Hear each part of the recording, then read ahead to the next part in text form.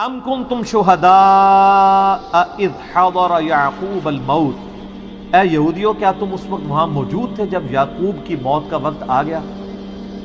یعقوب علیہ السلام کا تخلص تھا اسرائیل، اسرائیل کا مطلب ہے سرونٹ آف گاڈ، اللہ کا بندہ، عبداللہ۔ ہبرو میں اسرائیل کو کہتے ہیں اللہ کے بندے کو اسرائیل، یعنی عبرانی زبان میں، ہبرو لینگویج میں۔ تو یعقوب علیہ السلام کا لقب تھا اسرائیل، ان کے 12 بیٹے تھے، وہ بنی اسرائیل بنے، 12 قبائل۔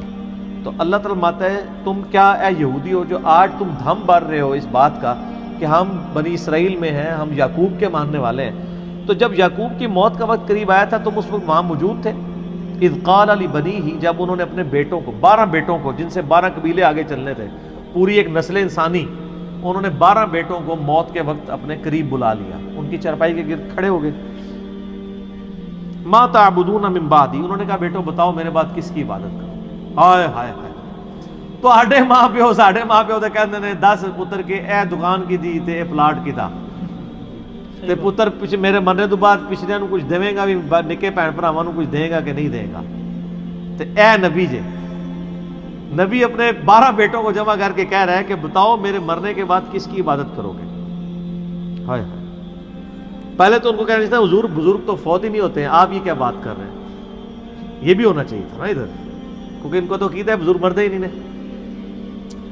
یہ الفاظ ہیں اذ حضر یعقوب الموت، جب موت آ دھمکی یعقوب کے اوپر نزع کے عالم میں، اذ قال لبنیہ، انہوں نے اپنے بیٹوں سے کہا ما تعبدون من بعدی، بتاؤ تم میرے بعد کس کی عبادت کرو گے؟ قالوا نعبد الہک، انہوں نے کہا ابا جان ہم عبادت کریں گے آپ کے الہ کی، وَإِلَٰهَ آبَائِكَ، اور آپ کے جو جد امجد ہے نا ابراہیم علیہ السلام، ابراہیم یعنی حضرت یعقوب کے دادا تھے، حضرت یعقوب کے والد کون تھے؟ اسحاق، اور ان کے والد ابراہیم و اسماعیل و اسحاق، ابراہیم، اسماعیل اور اسحاق جو ہمارے بزرگ، آپ کے بھی بزرگ ہیں، الہ واحدہ، وہ الہ تو اکیلا ہی ہے، ان کا بھی الہ وہی تھا، وَنَحْنُ لَهُ مُسْلِمُونَ، اور ہم اسی کے لیے سر تسلیم خم کرتے ہیں۔ سر یہ جو بزرگ تھے نا وہ بزرگ نہیں تھے، چھڑے بزرگ ہی نہیں سر، وہ پیغمبر تھے۔ تو سر اگر آپ کے والد، آپ کے دادا اور پردادا اگر پیغمبر ہیں تو آپ ضرور ذکر کریں۔ حسین کو کہنا چاہیے نا میں اپنے نانا کی پیروی کروں گا، سر کبھی حضرت عبداللہ بن عمر کے بیٹے نے کہا ہے کہ میں اپنے باپ کی پیروی کروں گا؟ آپ کے بزرگوں کی تو اوقات ہی کوئی نہیں ہے۔ سنیں پھر ترمذی میں حدیث ہے، عبداللہ بن عمر کے پاس ایک بندہ آگے کہتا ہے بتائیں حج تمتع کرنا جائز ہے یا ناجائز؟ انہوں نے کہا تو جائز ناجائز سنت ہے۔ نبی علیہ السلام نے ایک سفر میں دونوں حج اور عمروں کو جمع کیا، تمتع سے بھی جمع ہوتے ہیں اور قران سے بھی جمع ہوتے ہیں، کیونکہ مشرکین عرب ایک حج کے سفر میں عمرہ کرنے کو گناہ سمجھتے تھے، نبی علیہ السلام نے یہ رسم توڑ دی۔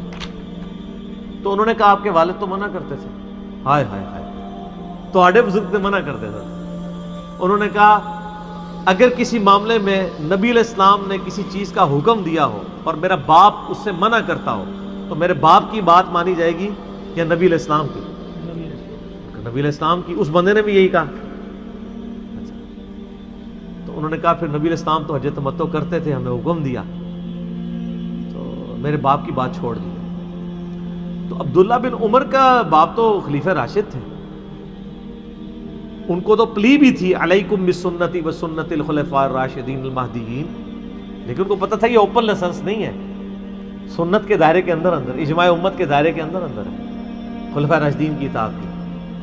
تو انہوں نے تو نہیں کہا میرے باپ کی۔ تو یہ سر اے جناب یہ تو آڈے ابا جی نہیں نے، اے بنی اسرائیل دے ابا جی نے، حضرت اسرائیل علیہ السلام جسے کہتے ہیں یعقوب علیہ السلام، اسحاق علیہ السلام۔